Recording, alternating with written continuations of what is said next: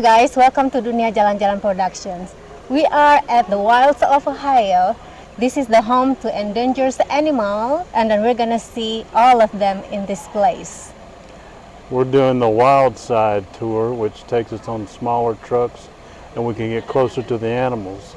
Our tour starts at 9 o'clock, so it's still a nice cool day, cloudy, so we're hoping that brings out a lot of animals and we get to see a lot of neat things.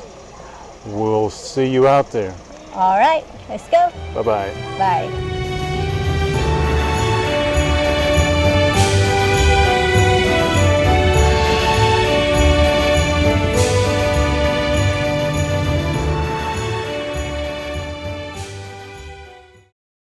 Sources of food and water as they are traveling. Sometimes there can be a lot of local conflict going on in that portion of the world, as well as people put roads in. So as they're traveling, a local conflict can break out. People put roads in, and at that point, it kind of impedes their ability to travel sufficiently to find food and water. Also, another thing that happens a lot of times is they eventually find sources of food and water, and those areas end up getting destroyed. So habitat destruction, as well as nutrition and water sources, are becoming destroyed. And that is taking a toll on their populations. We have all of our females out here.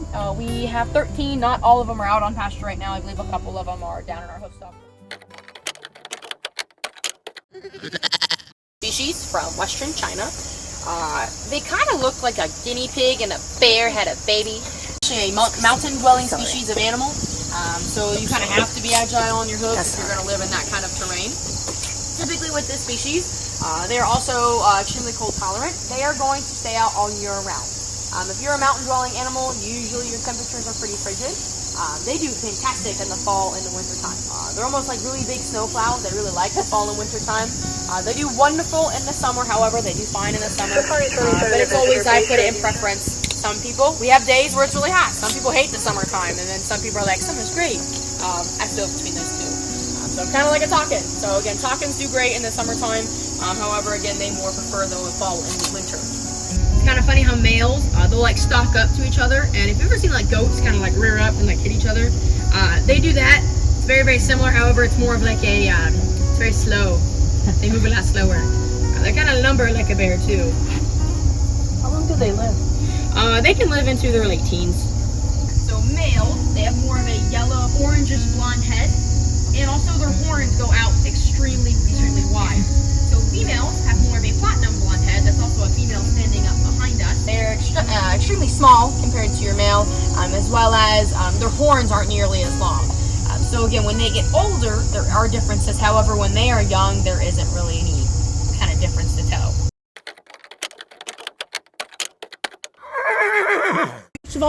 A stallion is going to be the one to lead the herd. So you'll usually have one male that's kind of in charge of a group of ladies. So again, his whole entire job as being their male, Finnegan is the very last one over there. So he looks almost the same as your ladies. He also has a bump on his nose, on his right hand side of his nose. That's just his vocal too. So sometimes if your females are too far away from your male, he will vocalize. He'll be like, where are you guys at? It's kind of like he's getting all of his ducks in a row, which is quite funny. So again, his whole entire job is protecting and breeding them.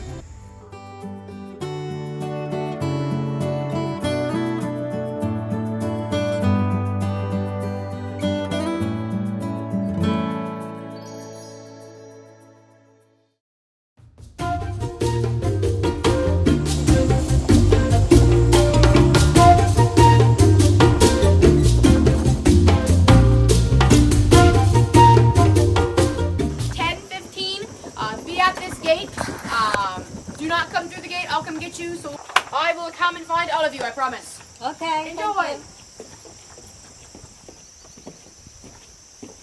We're at the Carnivore Center. You can see the cheetah behind us.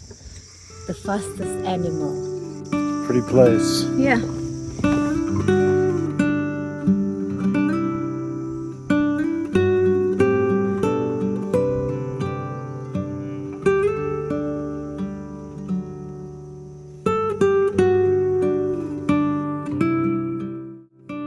Look at cheetah behind me. That's the fastest animal. That's cute. Is that the only thing you know about cheetahs?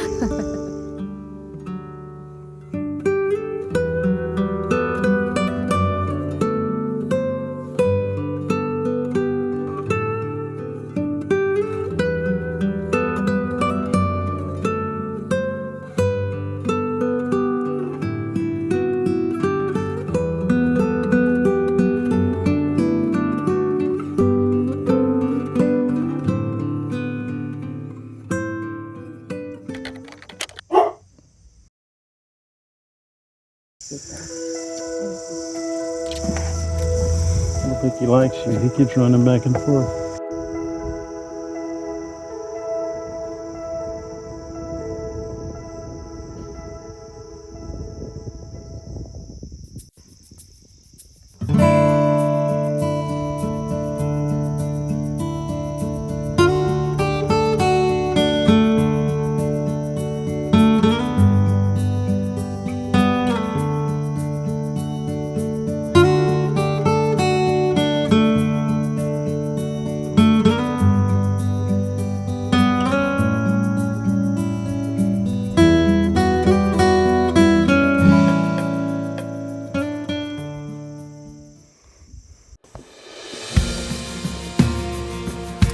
Here we go.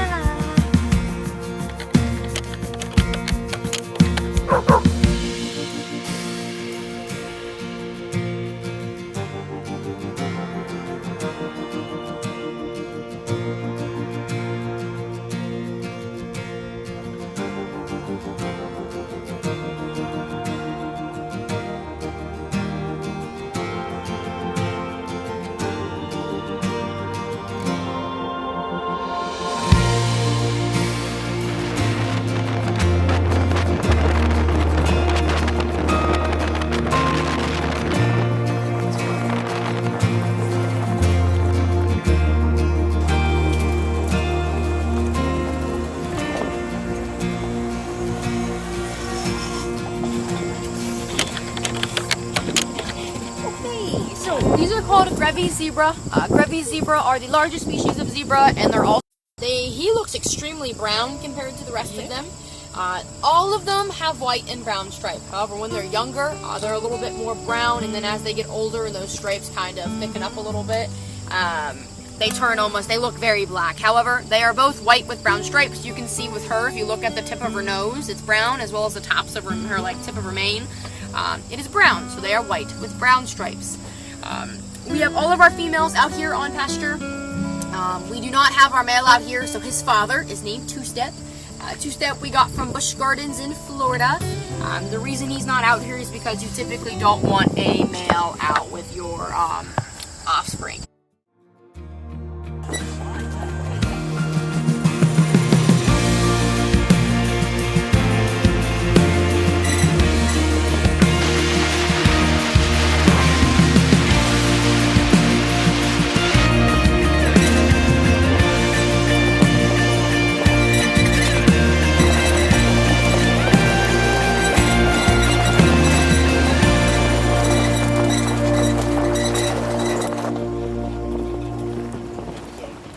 Rhino. Are we going to feed you laying down? Are you going to be lazy? It's really like Okay. a monster. So you may have seen how I fed him. I'm not going to do. I might just take a little carrot.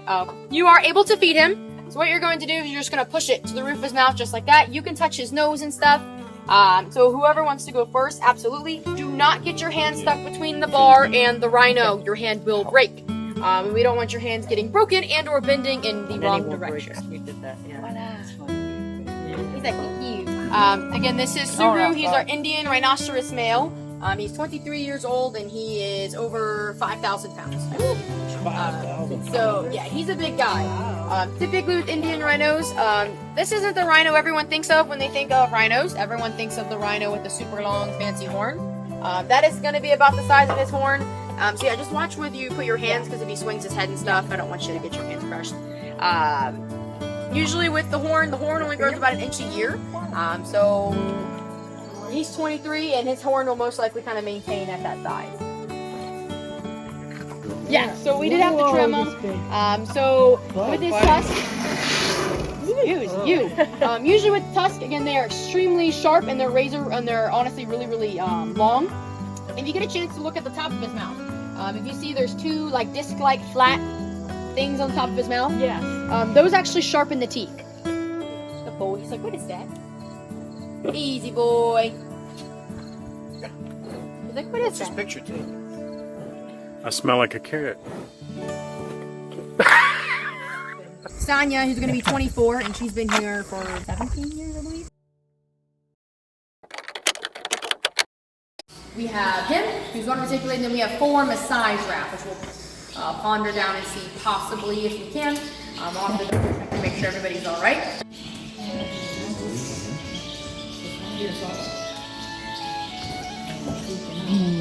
And then he can actually get this whole time. A lot of times, again, anesthesia is usually involved when you do blood care for giraffe. But with him being voluntarily trained to do that, it's wonderful. So it's a lot less stressful too on the animal and the keeper. So up here we have Lulu. Lulu was born in 2012, so she's our youngest adult female.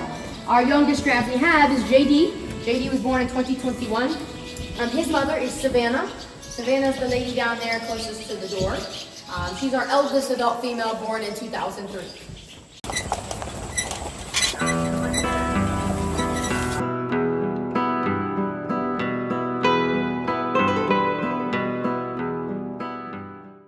This is other one, our Spicy's Ostrich. She's one of our females that we have. We have another bird, but she's down in our hoofstock barn. Just be careful because, again, I don't want her to reach in and try to grab you. They can cause bleeding, bruising. I've been bit many times. She bit me 3 days ago, and she actually cut my thumb open and then cut my index finger open too. So again, if they bite you, we don't want them to because, again, it can cause bleeding, bruising, and so forth. With your ostrich, they are the definition of a bird brain because their eyes are bigger than their brain. The brain's about the size of an acorn to a walnut. So again, they're not the brightest tool in the shed. We, again, only have 2 female ostriches. We have no males. We are not actively breeding ostrich. Yeah, typically, she gets a little bit bitey, and it is funny. They will sit down. They'll sit down, they get really fluffy, and they'll lay the egg, and then they'll get back up. So, I cannot.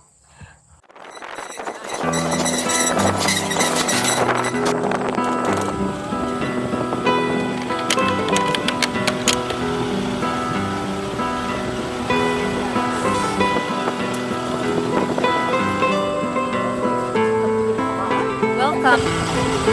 Okay, Lolly, sorry, buddy. You're not on the road. So, this is one of our camels that we have. This is Lolly.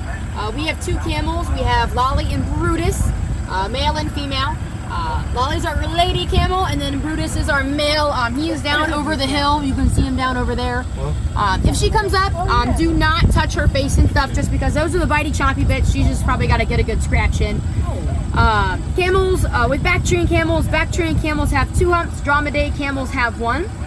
Camels, with almost all camelids, so llamas, alpacas, they can spit. So a lot of times, which no one has ever gotten spit on, by the way, but we always just make sure that people are aware of that. They also can bite.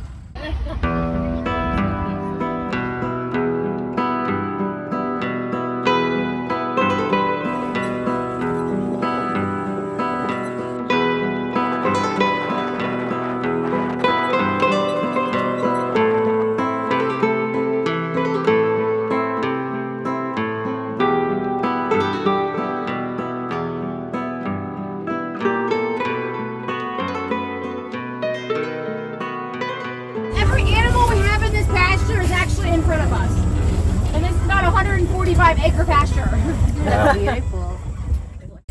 This animal, the white animal we have here, is called a scimitar horned oryx.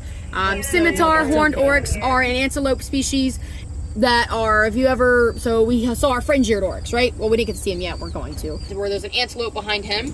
He also has red on his antlers. When the felt comes off, it is, again, supplying blood, nutrition, has little teeny tiny blood vessels in it. So as the felt pulls away, it gets a little red. All of this really short grass that you see, we don't cut that. They actually eat it. So they have extremely wide lips, which you can probably see with Scout. They are going to use their lips, not their teeth, to eat and pull all of the grass out of the ground. They are all going to go to that pile, and they're able to smell the metabolites of different hormones that have been metabolized in the feces. So they can smell estrogen hormone, they can smell stress hormone, so cortisol, corticosterone. They can smell all kinds of different hormones that have been metabolized and passed through their feces.